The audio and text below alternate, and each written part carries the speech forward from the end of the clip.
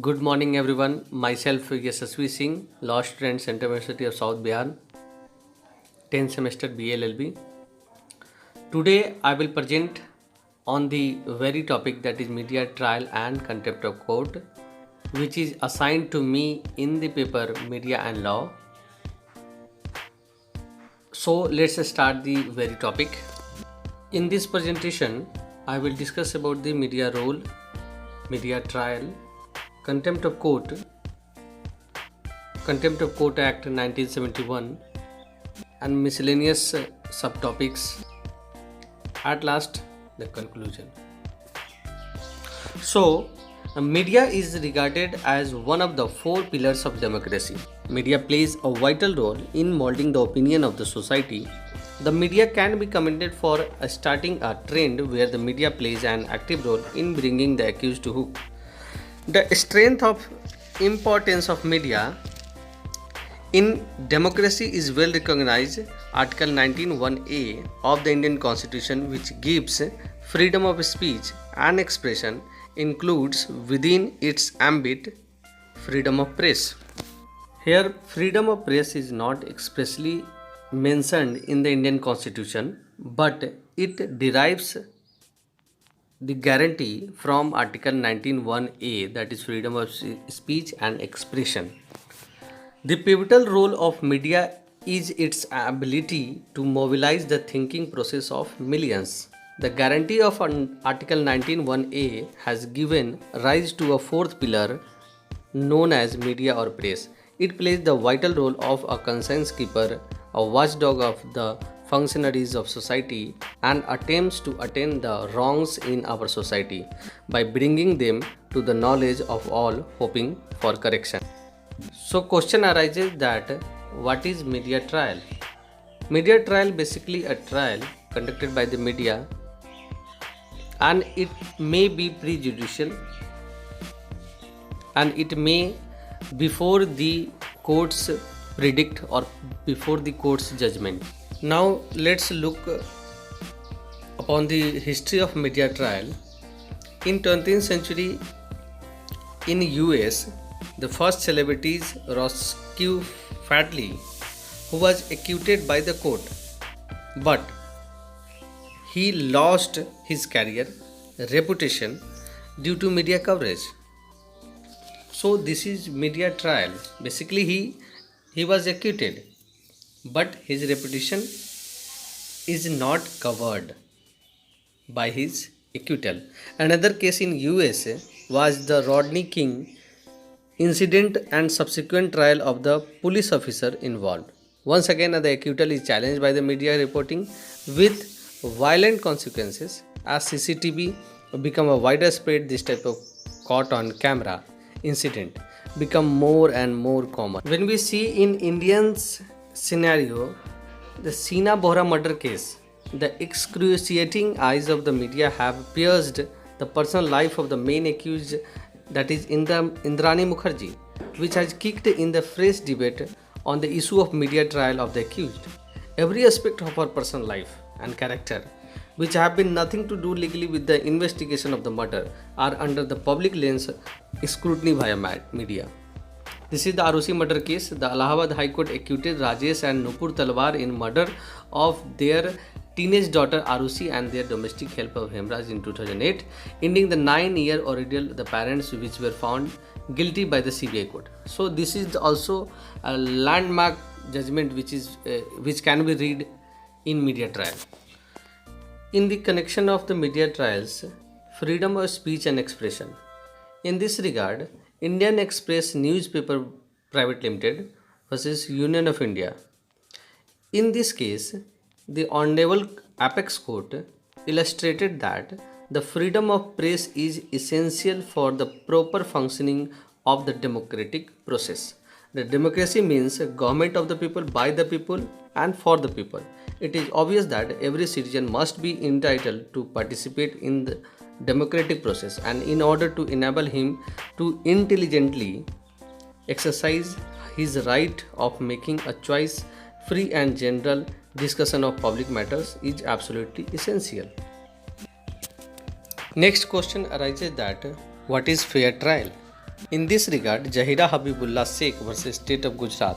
The Honorable Supreme Court explained that the fair trial would mean a trial before an impartial judge, a fair prosecutor, and atmosphere of judicial claim. A fair trial means a trial in which a bias or prejudice for or against the accused, the witness, or the cause which is being tried is eliminated, totally out. Right to a fair trial is absolute right of every individual within the territorial limits of India, while Article 14 and 20 guarantees it.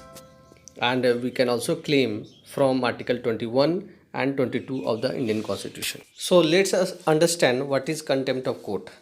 Anything that curtails or impairs the freedom of limits of judicial proceedings. Any conduct that lends to bring the authority and the administration of law into disrespect or disregard, or to interfere with or prejudice parties or their witnesses during litigation. It means that the contempt of court basically interference into the administration of justice. Contempt of courts generally consisting of words which tend to bring the administration of justice into contempt to prejudice the fair trial of any cause or matter which is the subject of civil or criminal proceeding, or in any way to obstruct the cause of justice.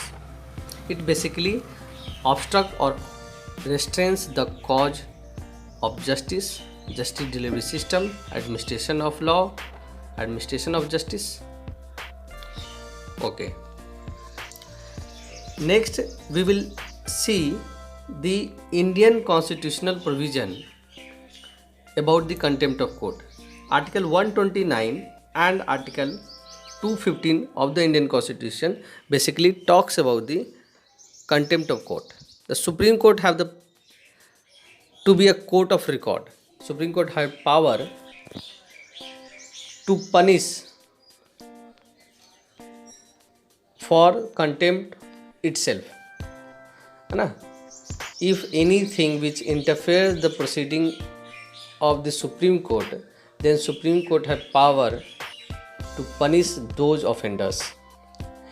In the same way, High Court have also the power guarantees under Article 215 of the Indian Constitution, which says that every High Court shall be a court of record and shall have all the powers such as court, including the power to punish for contempt of itself. It means that Article 129 and Article 215 said to be a court of record to Supreme Court and High Courts respectively. Now let's discuss about the Contempt of Courts Act 1971.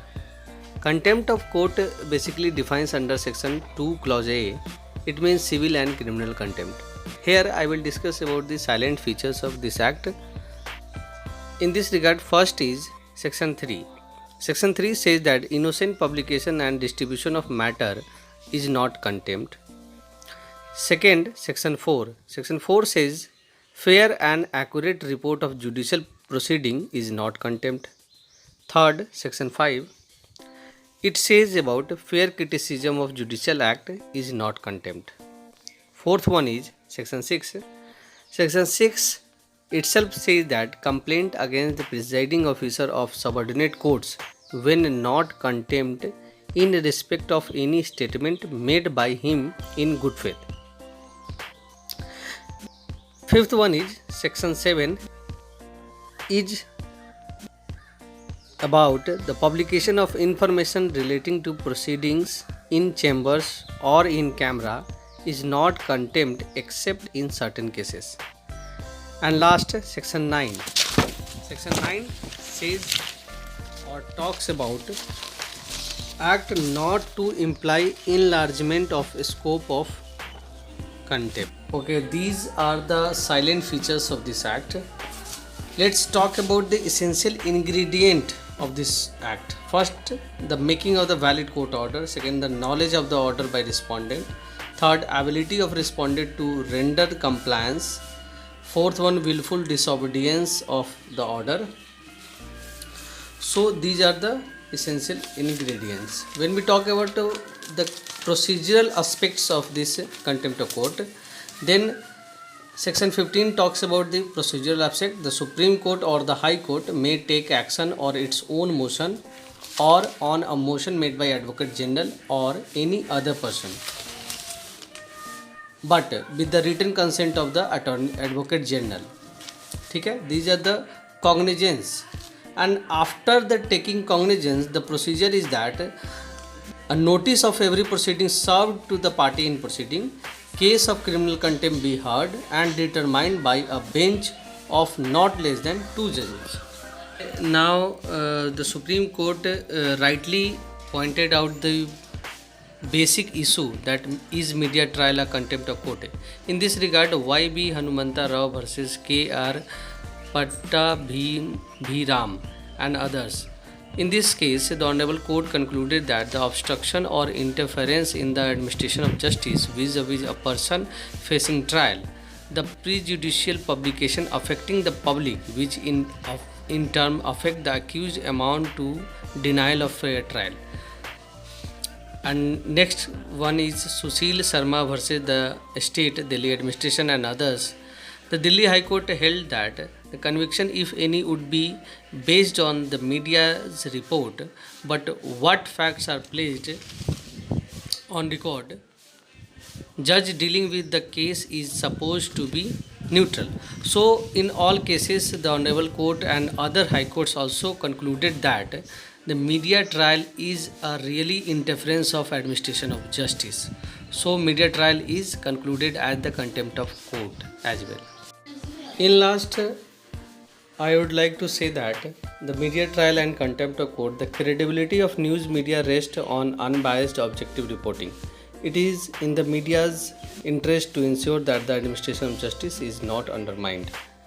In nutshell, I would also like to refer that the media exposes the hidden fact of the crime and personality. Media considers always a fourth pillar of democracy. That's why media do have a role in Indian security perspectives and integrity. But media trial also sometimes interferes the administration of justice. It may influence the judicial mind. Therefore, it may have some control over the media trial. Thank you so much.